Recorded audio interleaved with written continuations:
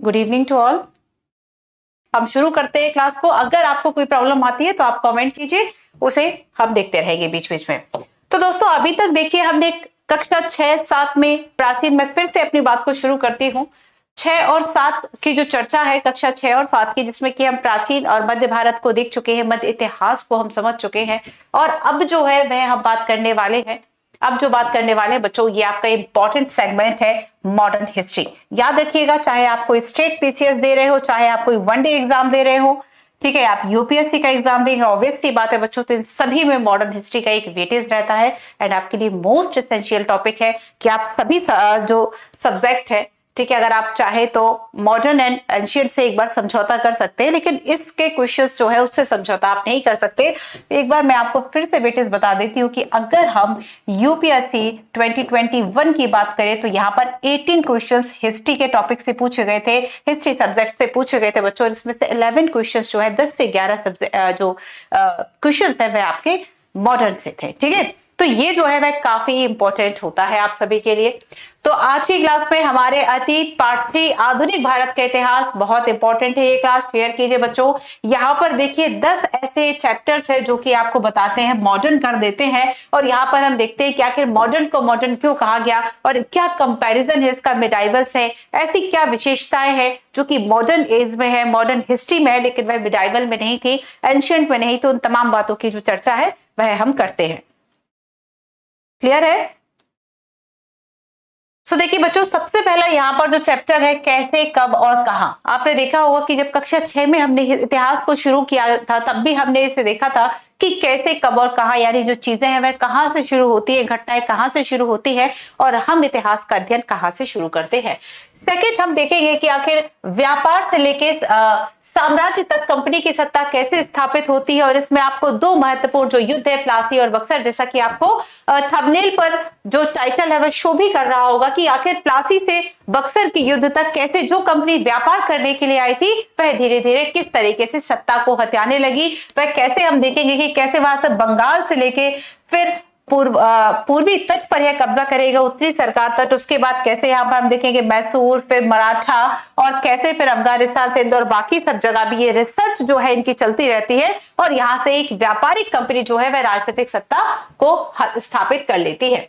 ग्रामीण क्षेत्रों पर शासन चलाना, इसमें हम देखते हैं चैप्टर नंबर 3 में कि अभी तक जो है वह मुख्य मुख्य नगरों पर कब्जा हो चुका था, लेकिन अब अंग्रेज समझ चुके थे कि चूंकि भू राजस्व, लगान है ना, कृषि कर, ये सारी चीजें राजस्व के लिए बहुत ही ज्यादा इंपॉर्टेंट है, और इसलिए ग्रामीण क्षेत्रों के लिए नई शासन व्यवस्था लेकर आना, नए टैक्स लेकर आना, हम बहालवाड़ी हो, रैयतवाड़ी हो, इन सभी व्यवस्थाओं, जमींदारी है ना, इन सभी व्यवस्थाओं को पढ़ते हैं कि आखिर किस तरीके से जो सारी चीजें हैं वह चेंज की गई, क्योंकि इनका राजस्व जो है वह बढ़ना चाहिए था।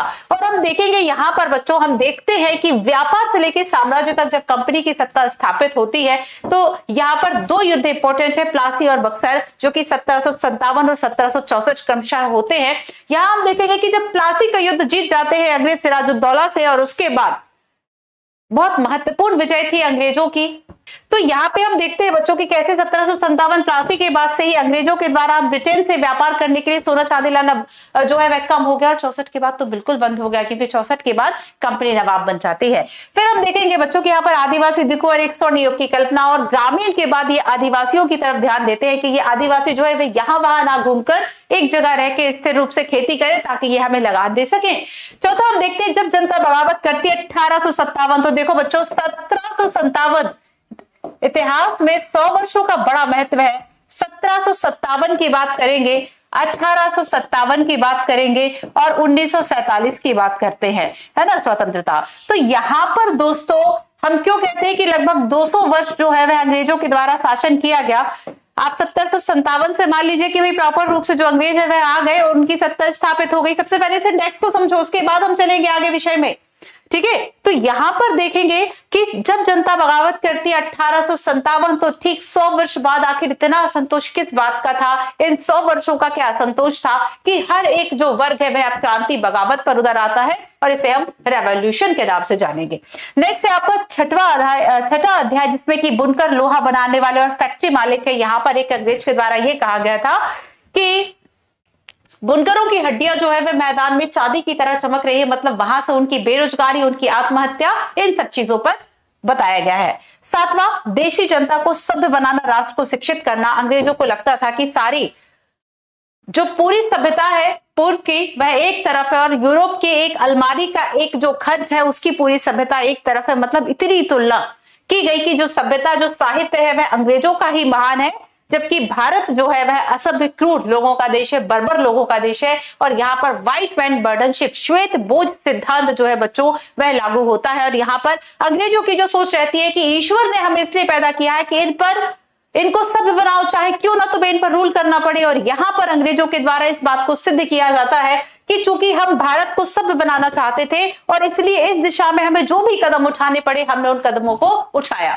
ठीक है, इस दिशा में अगर हमें लोगों पर जुल्म भी करना पड़े उन्हें सभ्य बनाने के लिए, सो कॉल्ड सभ्य बनाने के लिए, तो वह भी हम करेंगे।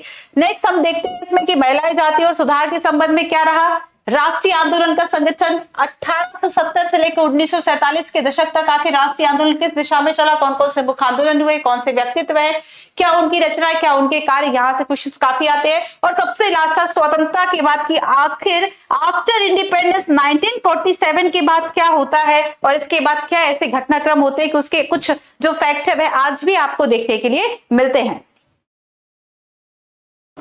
क्लियर है? चलिए आगे हम देखेंगे इसमें बच्चों की ये जो 10 चैप्टर है ये आपको मॉडर्न का लगभग 20 से 30% जो है वह कवर करवा देते हैं। एक समझ आपकी अच्छी विकसित हो जाती है। तो जो भी बच्चे चाहते हैं कि भाई स्पेक्ट्रम आपको पढ़ना है, ठीक है, सो स्पेक्ट्रम जो है वह आप बड़े शौक से पढ़े, लेकिन इसको खत्म करने के बाद ताकि आपका एक बेस जो है वह बन जाए। तो अब हम शुरू करेंगे चैप्टर नंबर 1 और 2। ठीक है, व्यापार से साम्राज्य तक कंपनी की सत्ता कैसे स्थापित हुई, प्लासी से बक्सर, और पहला होगा आपका कब, क्यों और कैसे। संक्षिप्त सा है पहला चैप्टर आपका। ठीक है, कब क्यों कैसे, कब क्यों कैसे। और इसके पहले जल्दी से मैं आप सभी को बता देती हूं कि आखिर ये जो चैप्टर है इसमें हमें पढ़ना क्या क्या होता है। ठीक है, चलिए तो नोट कीजिए बच्चों।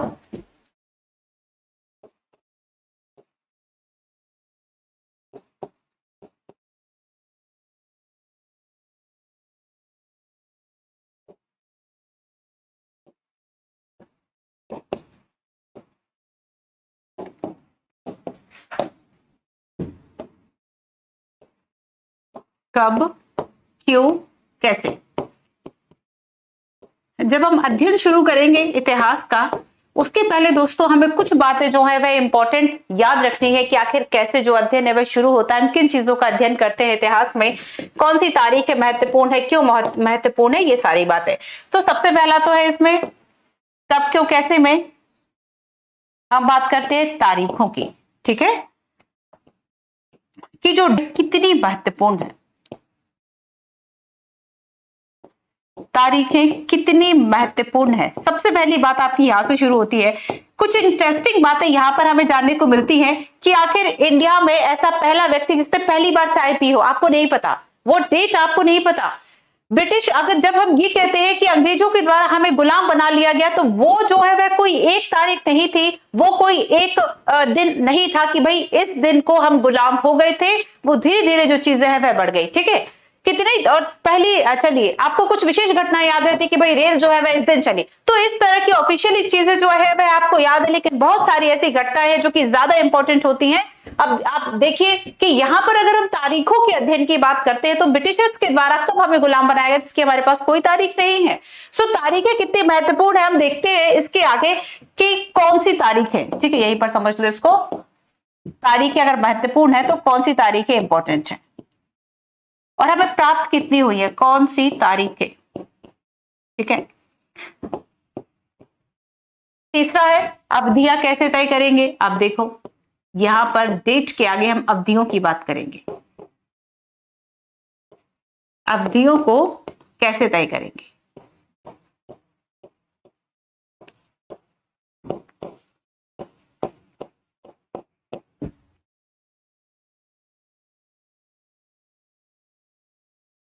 तीसरा है यहां पर औपनिवेशिक क्या होता है। सबसे पहले तो चूंकि हम 200 वर्षों का उपनिवेश पढ़ने वाले हैं, तो आखिर इस वर्ड को तो हम समझे कि जो औपनिवेशिक शब्द है वह क्या है। जो औपनिवेशिक शब्द है, आखिर इस शब्द के क्या मायने हैं कॉलोनियल वर्ड, इंपॉर्टेंट वर्ड है। चलो जल्दी से डेफिनेशंस बताओ, कॉलोनियल का क्या मतलब होगा। ठीक है, कॉलोनियल जो वर्ड है आखिर ये क्या है। और फिर इसमें जो फोर्थ आपका इंपॉर्टेंट पोर्शन होता है उसमें हमें ये जानना होता है बच्चों कि हम इतिहास को किन तरीकों से जानते हैं, हम किस तरह जानते हैं।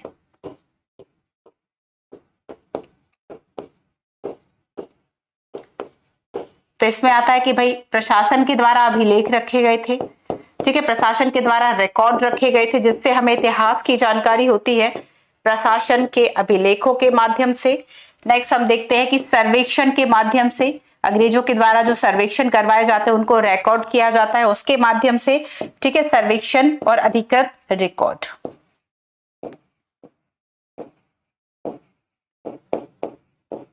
क्लियर।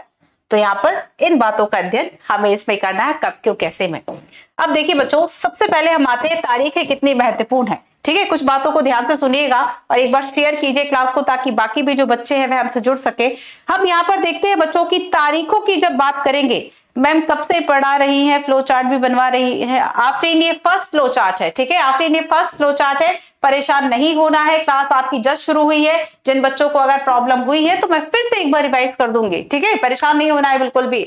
तो देखो मॉडर्न हिस्ट्री हमने शुरू किया है, 6 और 7 हमारा खत्म हो गया है, इसमें चैप्टर 1 चैप्टर 2 अभी मैं आपको बताऊंगी। सबसे पहला जो हमारा चैप्टर है बच्चों, ये चैप्टर हमारा क्या है, कब क्यों और कैसे। तो हमें इतिहास में कब क्यों कैसे में क्या जानना है मॉडर्न में। सबसे पहले देखो कि तारीखें कितनी महत्वपूर्ण है, तो तारीखें अगर महत्वपूर्ण है तो कौन सी तारीखें महत्वपूर्ण है जो कि हमें जाननी है। सेकंड थिंग, थर्ड हम देखते हैं कि अवधियां जो है वह हम कैसे तय करेंगे। हम जानते हैं कि जैसे पहली बार फर्स्ट टाइम किस व्यक्ति ने कहां चाय पी थी, हमें तारीख नहीं पता। ब्रिटिशर्स के द्वारा कब आर्थिक सामाजिक कब्जा हम पर किया गया था, राष्ट्रीय आंदोलन किस दिन से शुरू हुआ था। अगर हम कुछ घटनाओं की बात करें उसकी तो आपके पास डेट है कि सविनय अवज्ञा में ये यहां से हमने चीजों को शुरू किया, असहयोग में हमने यहां से चीजों को शुरू किया, वो घटनाएं। लेकिन एग्जैक्ट क्या आपको एक ऐसी डेट बता सकते हैं जब हम ये कहेंगे कि इस दिन से भारतीयों के द्वारा राष्ट्रीय आंदोलन जो है वो शुरू किया गया अंग्रेजों के प्रति, शायद ऐसी कोई तिथि नहीं है। तो हम डेट के थोड़ा सा आगे बढ़ के हम अवधियों की बात करते हैं कि जो ये घटनाएं घटी वह एक लंबी अवधि में घटी, तो हम कह दे रहे लगभग 1700 के आसपास ये घटनाएं जो है वे शुरू हो जाती है। ठीक है, तो वो हो गई अवधि, मतलब तिथियों से हटकर हम अवधियों का अध्ययन करेंगे। औपनिवेशिक क्या है इस पे हम देखते हैं। औपनिवेशिक कॉलोनियल का मतलब का अर्थ क्या होता है बच्चों की, जब एक देश के प्रभाव में या एक देश के दबाव में, ठीक है, एक देश के प्रभाव में या एक देश के दबाव में जब दूसरे देश की जो संस्कृति है, आर्थिक सामाजिक राजनीतिक, मतलब हम कहें कि हर तरीके का जो चेंजेस है वह करा जाता है। ठीक है, तो कॉलोनियल में एक चीज आपको याद रखनी है, ठीक है, और वह क्या होगी कि जब ए देश के द्वारा, इंपॉर्टेंट है इसलिए बाद में ही बताऊंगी और अभी भी सुन लो, ए देश के द्वारा बी देश का पूरा जो स्ट्रक्चर है बच्चों यह बदल दिया जाता है, जबरदस्ती बदल दिया जाता है, इसके दबदबे में बदल दिया जाता है। तो जो यहाँ पर ए देश है बच्चों ये है आपका ब्रिटेन, ठीक है, और यहाँ पर जो बी देश है वह है भारत। ठीक है, वह है भारत। तो यहाँ पर भारत जो है वह क्या हो गया, उपनिवेश हो गया। हम यहाँ पर औपनिवेशिक जो 200 वर्ष है उसको हम पढ़ते हैं यहाँ मॉडर्न में। क्लियर है इतना। एक बार जल्दी से बच्चों क्लास को शेयर कीजिए, क्लास को आपको कंटिन्यू रखना है जब तक आपके 10 चैप्टर्स नहीं हो जाते, बहुत इंपॉर्टेंट है मॉडर्न आपके लिए। अब हम देखते हैं हम किस तरीके से जानते हैं। तो प्रशासन अभिलेख सर्वेक्षण अधिकृत रिकॉर्ड, मेन आपको जानना है अवधियां और औपनिवेशिक। यहाँ पर दो बातें जो है वे हम ज्यादा अच्छे से समझेंगे। ठीक है, दो बातों को हम ज्यादा अच्छे से समझेंगे। और चलिए इंपॉर्टेंट पोर्शंस जो है मैं जल्दी से आपको नोट करा देती हूँ कि देखो अगर हम इतिहास की बात करें, यहाँ पर जो मैं इंपॉर्टेंट लाइन से अंडरलाइन कर दूंगी, ठीक है, शुरुआत की जो चीजें है वह आप पढ़ लीजिएगा बच्चों। सबसे पहले अगर हम इतिहासकारों की बात करें तो एक वक्त था जब इतिहासकार केवल तारीखों के जादू में खोए हुए होते थे कि अच्छा ये तारीख इंपॉर्टेंट, ये तारीख इंपॉर्टेंट। लेकिन बहुत से लोगों को लगता है कि भाई इतिहास जो है उबाऊ है, बस तारीख है रटो, लेकिन केवल तारीखें नहीं है, और भी चीजें हैं। इसमें कोई शक नहीं कि इतिहास अलग अलग समय पर आने वाले बदलाव के बारे में होता है, और इसका संबंध इस बात से है कि अतीत में चीजें किस तरीके थी और उनमें क्या बदलाव आए। यही तो इतिहास है ना। इतिहास का अर्थ क्या, ऐसा ही था। इतिहास का अर्थ क्या है बच्चों, ऐसा ही था। ठीक है, तो पहले की तुलना जब हम आज से करते हैं हमें काफी सारे चेंजेस दिखते हैं। रोजमर्रा की जिंदगी में हम अपने आसपास की चीजों में हमेशा ऐतिहासिक सवाल नहीं उठाते, ठीक है, कुछ हम मानकर चलते हैं। अब देखिए जैसे कि यहाँ पर अगर हम तिथियों की कुछ बात करते हैं कि आखिर किसी व्यक्ति को सड़क किनारे चाय का घूंट भरते देख आप हैरान हो सकते हैं कि चाय या कॉफी पीने का चलन कब से शुरू हुआ होगा। रेलगाड़ी की खिड़की से बाहर झांकते हुए आपके जहन में सवाल उठ रहा हो कि रेलवे का निर्माण कब हुआ, ठीक है। तो हम यहाँ पर कुछ ऐसी बातें हैं जिसकी तारीखें हमारे पास नहीं होती और हम यहाँ से एक निष्कर्ष निकाल लेते हैं कि आखिर अवधियां जो है वह ज्यादा इंपॉर्टेंट होती हैं, ठीक है। भारत में लोगों ने अचानक एक दिन सुबह सवेरे चाय पीना शुरू नहीं किया, ऐसा तो कुछ था नहीं कि भाई आज के दिन इस समय से और 1712 या 1710 में इस तारीख से हमने चाय पीना शुरू किया, तो ऐसी कोई तिथि हमारे पास स्पष्ट नहीं होती। तो कुछ ऐसी प्रक्रियाएं होती है बच्चों जो डे बाय डे धीरे धीरे एक लंबे समय काल में घटती है, ठीक है, लंबे समय काल में घटती है। और जैसे कि हम ब्रिटिश शासन की स्थापना के लिए भी कोई एक तिथि नहीं बता सकते, तो हम इन चीजों का जो अध्ययन है सारी चीजें एक लंबे समय काल में घटती गई और यहां से ही अवधियां आ गई, ठीक है। यहां से क्या हो गई बच्चों, अवधियां आ गई। अवधियां पढ़ाने के पहले देखो प्रश्न जो है वह किस तरीके से आते हैं, एक बार इस प्रश्न को देखो। नेक्स्ट हम इसमें पढ़ेंगे कि आखिर हम अवधियों को कैसे तय करते हैं, लेकिन उसके पहले एक बार इस क्वेश्चन को देखो। ये प्रश्न आता है, मान लीजिए a history of British India. A history of British India एक बुक है जो एक लेखक के द्वारा लिखी जाती है और इसके क्या विषय है, यहां से प्रश्न आता है। देखो जरा, इस किताब के लेखक जो है वह वॉरेन हेस्टिंग्स थे। हमारे इसमें भारत के इतिहास को हिंदू, मुस्लिम और ईसाई में बांटा गया। इनके अनुसार भारत अंग्रेजों की मदद के बिना प्रगति नहीं कर सकता था, इसके लिए जरूरी था कि भारतीय कला संस्थान और कानूनों को लागू किया जाए। So what is the right answer, जल्दी से बताइए बच्चों, क्या इसका सही आंसर होगा।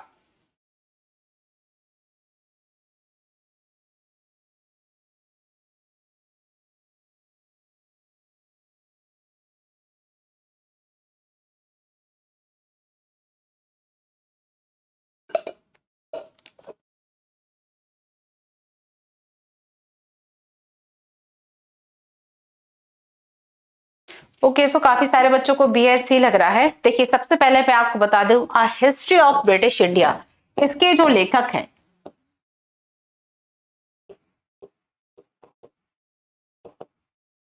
आ हिस्ट्री ऑफ ब्रिटिश इंडिया, ठीक है, आ हिस्ट्री ऑफ ब्रिटिश इंडिया, और इसके लेखक है बच्चों जेम्स मिल। इसके लेखक हैं जेम्स मिल, ठीक है। अब देखो इनके द्वारा क्या कहा गया, इन्होंने भारत के इतिहास को बांटा 3 विषयों में।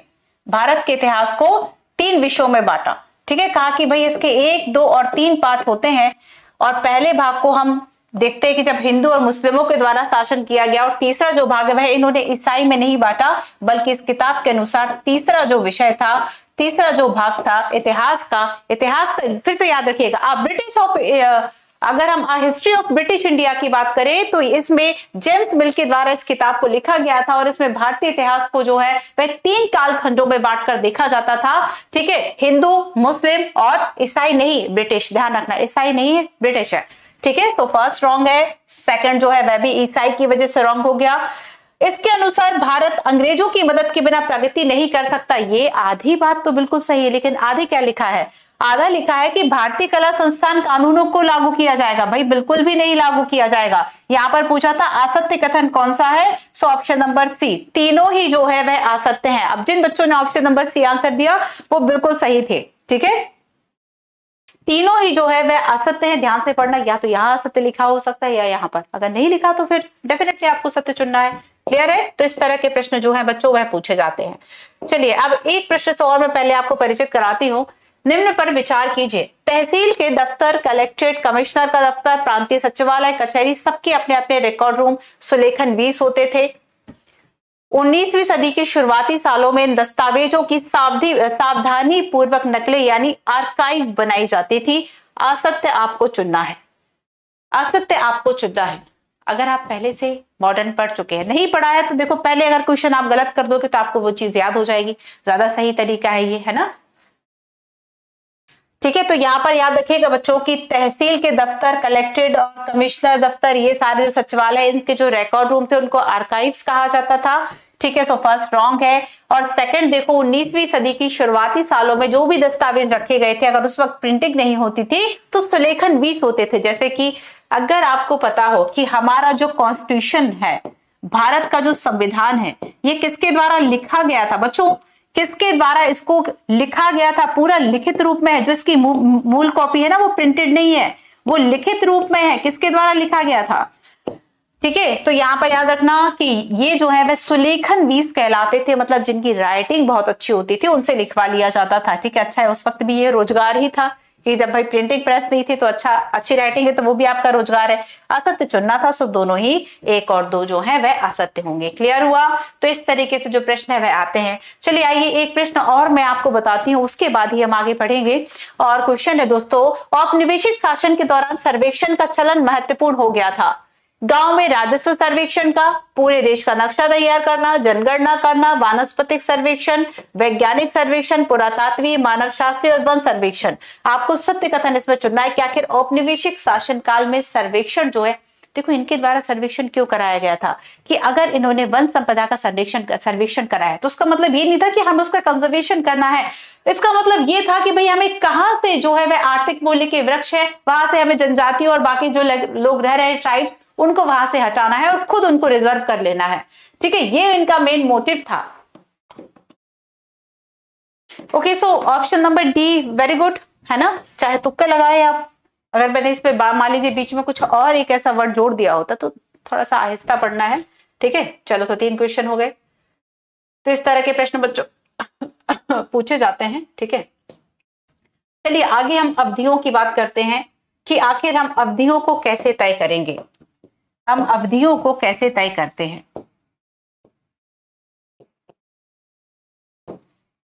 अवधियों को नोट्स बनाते जाइए, और जो बच्चे किताब रख के पढ़ रहे हैं वो अंडरलाइन करते जाएंगे, नोट्स बनाते जाओ। वैसे आप सभी के लिए कंपलसरी है। ठीक है, नोट्स बनाना बच्चों कंपलसरी है, ऑप्शनल नहीं है। बिकॉज ऑफ जब आप लास्ट में प्रीलिम्स देने जाते हैं किताबें बहुत भारी होती है। मैं आपको बार बार बोलती हूँ, शॉर्ट नोट्स जब आप बनाएंगे तो इससे आपको जो क्लैरिटी है, कॉन्सेप्ट क्लैरिटी है, वह मिलती है। ठीक है, तो देखिए अवधियां तय करने के लिए सबसे पहले 1817 में स्कॉटलैंड के एक अर्थशास्त्री और राजनीतिक दार्शनिक जो है जेम्स मिल, इनकी बात होती है। और इन्होंने अवधियों के अनुसार बच्चों, जेम्स मिल की यहां पर बात होती है।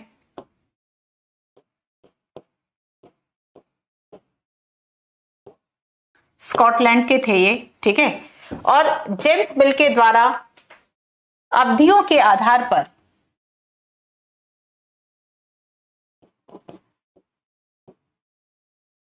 A history of British India, a history of British India book में अवधियों के आधार पर भारत के इतिहास को 3 भागों में इनके द्वारा डिवाइड किया गया। ठीक है, 3 भागों में जो है वह डिवाइड किया गया।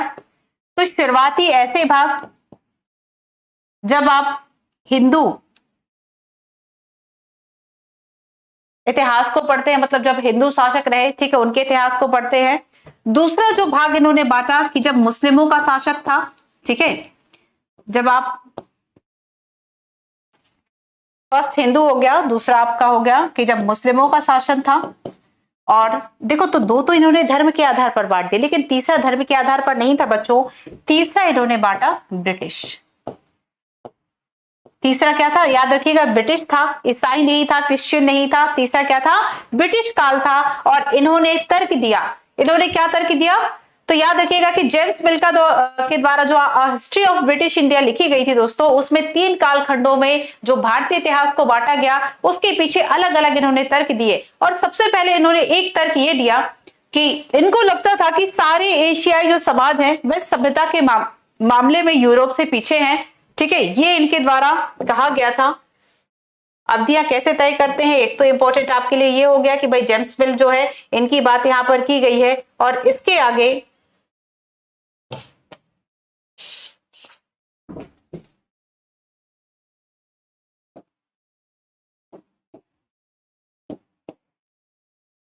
जेम्स मिल का तर्क था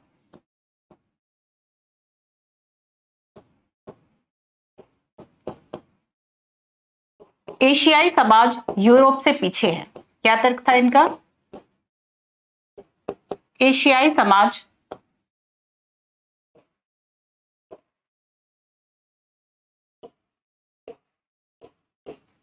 यूरोप की सभ्यता से काफी पीछे है।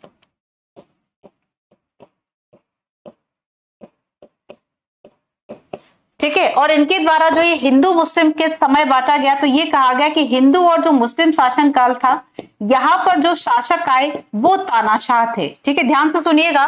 जेम्स मिल के द्वारा हिस्ट्री ऑफ ब्रिटिश इंडिया में ये कहा गया था कि अवधियों के आधार पर हम भारत के इतिहास को 3 भागों में बांटते हैं, और इसमें हम देखते हैं कि हिंदू और मुस्लिम जो समय था, शासनकाल था, वो क्या था? तानाशाह शासक यहाँ पर हुआ करते थे, और इस समय में केवल जातिगत बंधन थे, अंधविश्वास था, केवल जाति थे, जाति, अंधविश्वास, ठीक है, शोषण, ये सारी चीजें थी। लेकिन जब ब्रिटिशर्स आए तब यहाँ पर सूरज उगा। इनके अनुसार इन्होंने कहा कि भाई जब ब्रिटिशर्स आए तो जो ब्रिटिशर्स है यही भारत को सभ्यता की राह पर ले गए। ये भारत को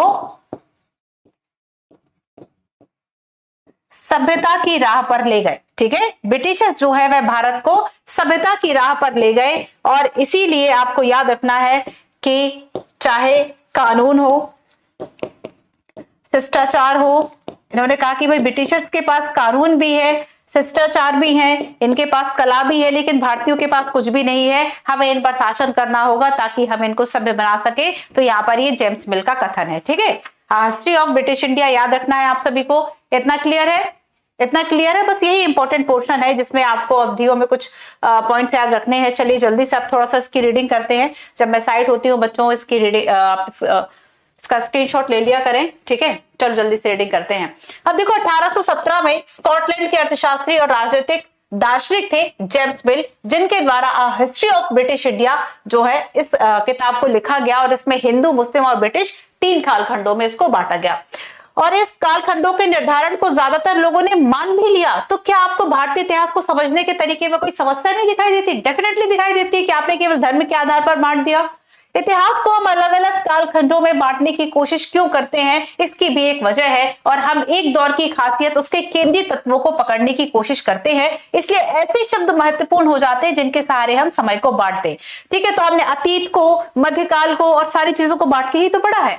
मिल को लगता था, यानी जेम्स मिल को ही यहाँ प्यार से मिल कहा जा रहा है, मिल को लगता था कि सारे एशियाई जो समाज सभ्यता है इसके मामले में यूरोप से काफी पीछे है, और इतिहास की उनकी समझदारी ये थी कि भारत में अंग्रेजों के आने से पहले यहाँ हिंदू और मुसलमान तानाशाहों का ही राज चलता था, और चारों ओर केवल धार्मिक बैर था, जातिगत बंधन थे, और अंधविश्वासों का बोलबाला था। ठीक है, अब देखो बिल की राय में ब्रिटिश शासन भारत को सभ्यता की राह पर ले जा सकता था, और इस काम के लिए जरूरी था कि भारत में यूरोपीय शिष्टाचार, कला, संस्थान और कानूनों को लागू किया जाए। क्लियर?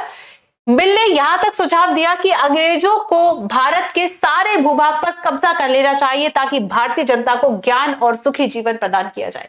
अब देखिए कितनी अच्छी सोच थी, कितनी अच्छी सोच थी भाई जेम्स मिल की, बताइए आप सभी। और यहां पर इन्होंने कहा कि अगर आपको भारत को सभ्य बनाना है, ठीक है, भारत को सभ्यता की तरफ लेकर जाना है, तो आप भारतीय भूभाग पर कब्जा कर ले। भारतीय भूभाग पर आप क्या करें, कब्जा भी करना पड़े तो आप कर लो। लेकिन क्या आपको लगता है कि ये जो धारणा है वह आधुनिक है?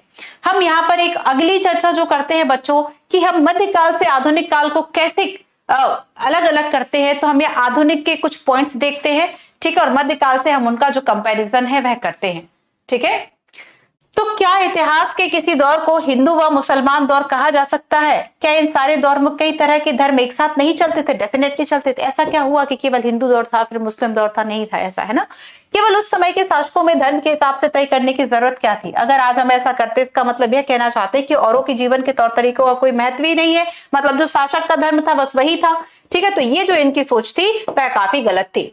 तो यहाँ पर देखो अंग्रेज सुझाते हैं बच्चों, अंग्रेज क्या सुझाते हैं? अब देखो एक इंपॉर्टेंट पोर्शन आ गया कि अंग्रेजों के द्वारा सुझाए गए वर्गीकरण से अलग हटकर भारतीय इतिहासकार भी भारतीय इतिहास को प्राचीन और मध्य और आधुनिक काल में बांटते हैं। लेकिन आप जो आधुनिक और मध्यकाल कर रहे हैं इसमें क्या डिफरेंस है? इसमें क्या डिफरेंस है? तो देखो, इस विभाजन की अपनी ही अलग समस्याएं हैं, और वो समस्याएं क्या है? वो समस्याएं हैं कि पश्चिम में आधुनिक काल को विज्ञान, तर्क और लोकतंत्र, मुक्ति और समानता जैसी आधुनिकता की ताकतों के विकास का युग माना जाता है। फिर से ध्यान से सुनो, पश्चिम में है ना, अगर हम वेस्टर्न कंट्रीज की बात करें तो उन कंट्रीज में बच्चों मॉडर्न हिस्ट्री का मतलब है वहां पर डेमोक्रेटिक जो पॉलिटिकल सिस्टम है उसका होना, ठीक है। वहां पर मॉडर्नाइजेशन का मतलब था कि वहां पर भाई लोग जो है वह साइंस में आगे है, वह तर्क में आगे है, लॉजिक में आगे है, ठीक है। ये सारी बातें हैं। तो क्या मध्यकाल में ऐसा कुछ भी नहीं था? अभी हमने मध्यकाल पढ़ा, क्या मध्यकाल में ऐसा कुछ भी नहीं था? गलत है यार। मध्यकाल में भी हमने देखा कि भाई कृषि में हो, आग्नेय आविष्कार हो, या फिर वास्तुकला जो है, स्थापत्य कला, कितने अपने चरम पर थे। तो यहाँ पर देखो, अगर कला की बात करते हैं तो हमने मुगल काल को हमने मध्य में पढ़ा, जिसमें कि हमने देखा था कि जहांगीर हो, शाहजहां हो, सातवां आश्चर्य जब ताजमहल उस समय में बन रहा है, तो क्यों हम उस समय को एकदम अंधकार मानेंगे कला से? तो यहाँ पर देखो, उनके लिए मध्यकाल समाज वो समाज था जो आधुनिक समाज की ये विशेषता जिसमें नहीं थी। तो ये पश्चिम का सोचना था ना, ऐसा हमने क्यों सोच लिया? इसकी अपनी समस्याएं हैं। आधुनिक काल की इस अवधारणा को बिना सोचे विचारे ऐसे ही अपना सकते हैं। और आप इस किताब में देखेंगे कि अंग्रेजों के शासन में लोगों के पास समानता, स्वतंत्रता और मुक्ति नहीं थी। अगर यहाँ पर मॉडर्नाइजेशन का मतलब, ठीक है, आखिर दादा भाई नौरोजी क्यों मजबूर हो गए थे un British rule in India कहने के लिए? Un British rule in India, जिसमें उन्होंने वेल्थ ड्रेनेज, धन निष्कासन का सिद्धांत दिया था ना। तो यहां पर बच्चों आपको याद रखना है कि दादा भाई नौरोजी ने अगर अन ब्रिटिश रूल कहा, उसके पीछे भी यही कारण था कि ब्रिटिशर्स कहते हैं कि हम न्यायप्रिय हैं, हम समानता की बात करते, लोकतंत्र की बात करते, लेकिन जो उनका स्वरूप इंडिया में था वो वैसा बिल्कुल भी नहीं था। इसी वजह से दादा भाई नौरोजी ने अन ब्रिटिश रूल कहा था, un British rule in India, ठीक है। तो यहाँ पर पश्चिम में ये मानना है, इस बात को समझो बच्चों, पश्चिम में ये मानना है कि मॉडर्न का मतलब है कि विज्ञान का होना, तर्क का होना, लोकतंत्र का होना, समानता का होना। लेकिन अंग्रेज जब भारत में थे तो ना तो समानता थी, ना स्वतंत्रता थी, ना ही मुक्ति थी। 200 वर्ष गहन इनके द्वारा शोषण किया गया, ठीक है। और इसीलिए बहुत सारे इतिहासकार इस युग को औपनिवेशिक युग कहते हैं। तो अब अगला पैराग्राफ ये शुरू हो गया, निवेशिक जो है वह क्या है, ठीक है, क्लियर है? चलो अब इसके आगे मैं आपको बताती हूं। तो यहां पर हमने अब तक क्या समझा था? यहां पर अब तक हमने जाना कि सभ्यता की राह पर ले जा रहे हैं कानून, शिष्टाचार और जो कला है वह अंग्रेजों के लागू हो गए, ठीक है, अंग्रेजों के लागू हो गए। और यहां पर समस्या क्या थी, यहीं पर बता देती हूं दोस्तों।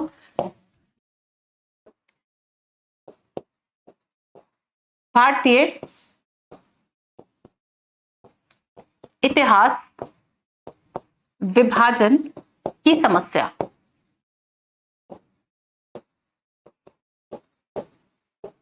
भारतीय इतिहास विभाजन की समस्या, ठीक है। और यहां पर हमने क्या देखा कि इसे हमने 3 भागों में फिर से बांटा। हमने कहा कि भाई प्राचीन, मध्यकाल और आधुनिक, ठीक है, प्राचीन, मध्य और आधुनिक। और यहां पर हम देखते हैं कि आधुनिक में, ठीक है, आधुनिक का जो अर्थ है वेस्टर्न कंट्रीज के अनुसार, पश्चिमी देशों के अनुसार, पश्चिमी देशों के अनुसार, पश्चिमी देशों के अनुसार ज्ञान का होना, तर्क का होना, लोकतंत्र का होना, समानता का होना, ठीक है, लोकतंत्र व समानता का होना। और इसी थ्योरी के अनुसार मध्यकाल में ये सारी जो बातें हैं, ये सारी जो विशेषताएं हैं वह एब्सेंट थी, ठीक है, वह प्रेजेंट नहीं थी। तो क्या भारत में मध्यकाल में वास्तव में कुछ भी नहीं था? अब आगे यहाँ पर नेक्स्ट जो आपको याद रखना है कि क्या वाकई में अंग्रेज जो थे वह आधुनिक थे इंडिया में? तो अंग्रेजों का जो शासन काल था, अंग्रेजों के शासन काल में ना समानता थी, ना तर्क था, ना लोकतंत्र, ना मुक्ति और ना ही समानता। तो फिर ये क्या था? जब ये सारी चीजें नहीं थी तो फिर ये था औपनिवेशिक शासन। क्या था बच्चों? औपनिवेशिक शासन था। हम इसे आधुनिक काल ना कहकर ब्रिटिशर्स का जो समय था हम उसको औपनिवेशिक शासन कहते हैं। समझ में आया आप सभी को? अब अगर प्रश्न आ गया कि आप आधुनिक काल का जो है वह किस दृष्टि से देखते हैं तो और औपनिवेशिक जो शासन है वह क्या है, तो आपको ये आना चाहिए। ठीक है, क्लियर है इतना? क्लियर है इतना आप सभी को?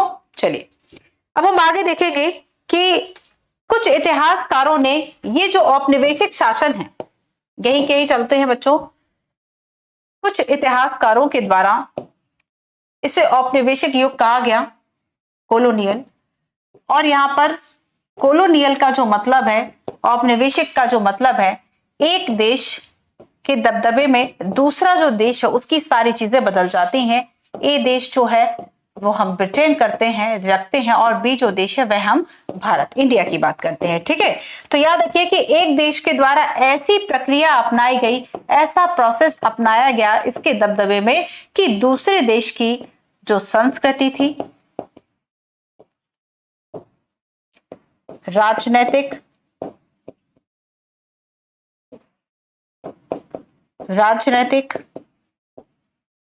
आर्थिक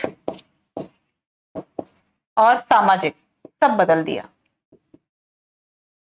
ठीक है, ये सारी चीजें क्या हो गई बच्चों? बदल गई।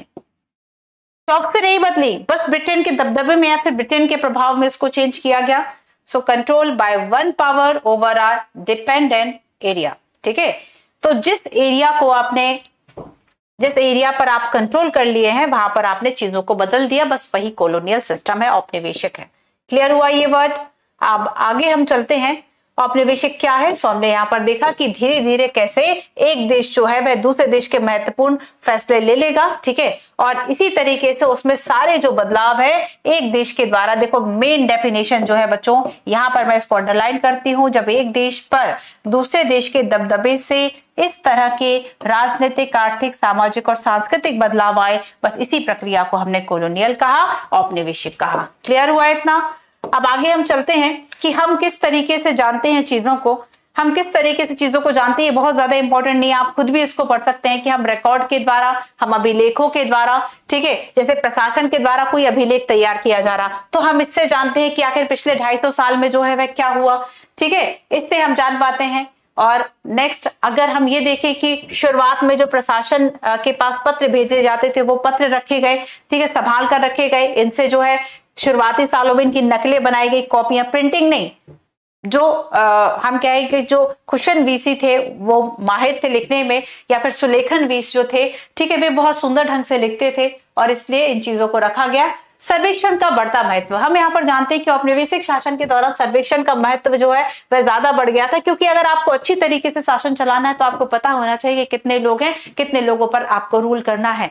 ठीक है, ये सारी चीजें आपको पता होनी चाहिए। और यहाँ पर बच्चों मैप बनाना तैयार होता है, नक्शा बनाना तैयार होता है, बड़े बड़े सर्वेक्षण कराए जाते हैं, मिट्टी की गुणवत्ता, पेड़ पौधों की गुणवत्ता, वनों की गुणवत्ता, सारी चीजें।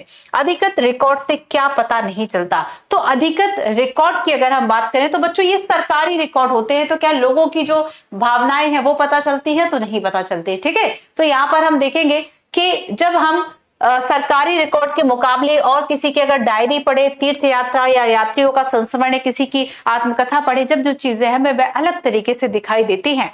ठीक है, तो ये हमें इतिहास की जानकारी यहां से मिलती है। क्लियर है? बस इस चैप्टर में इतना ही था। दो बातें ज्यादा इंपॉर्टेंट थी कि आखिर हम अवधियों को कैसे तय करेंगे, और जेम्स मिल की ये जो किताब है यहाँ पर हिस्ट्री ऑफ ब्रिटिश इंडिया, जिसमें कि कुछ बातें बताई गई, और उसके आगे भारतीय इतिहास के विभाजन की हमने समस्या को भी समझा कि अगर हम मध्य को मध्य और आधुनिक को आधुनिक कहते हैं तो कुछ विशेषता है, लेकिन हमने उसी अर्थ को अपना लिया जो कि पश्चिमी देशों, वेस्टर्न कंट्रीज के द्वारा जो चीजें हम पे थोप दी गई वही चीजें हमने उसको अपना लिया। क्लियर है इतना?